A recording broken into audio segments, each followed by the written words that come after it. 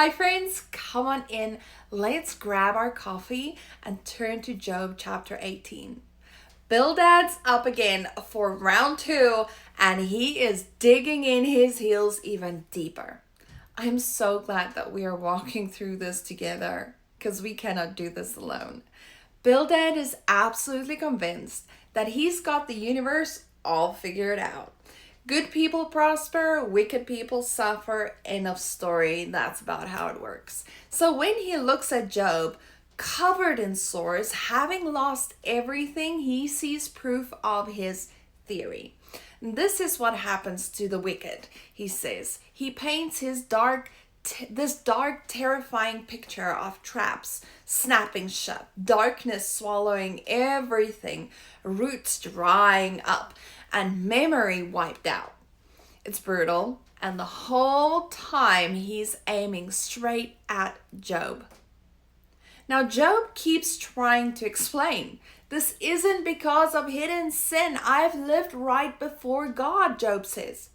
But it doesn't fit Bildad's narrative. It doesn't fit in his neat little box. So Bildad rejects it. He rejects Job and he dismisses Job completely.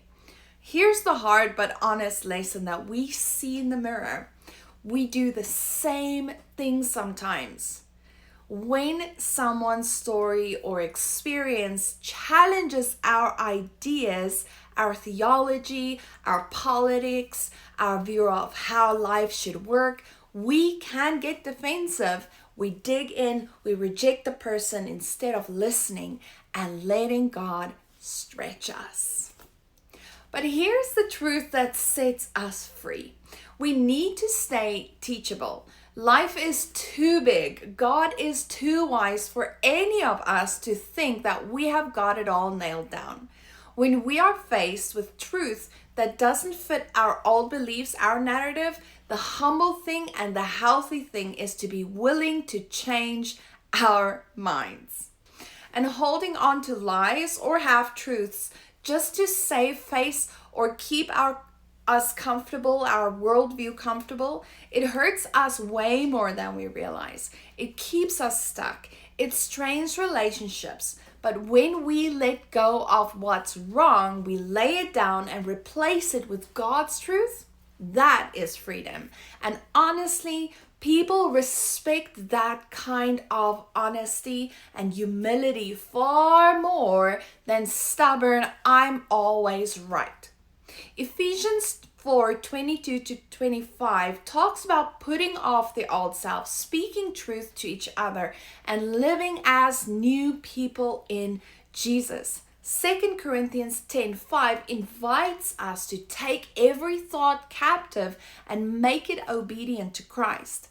And that includes our long-held personal opinions when they don't line up with God's word. So, let's be people who stay soft-hearted, open-handed, ready to learn, even when it is uncomfortable. And it can get uncomfortable. God honors that.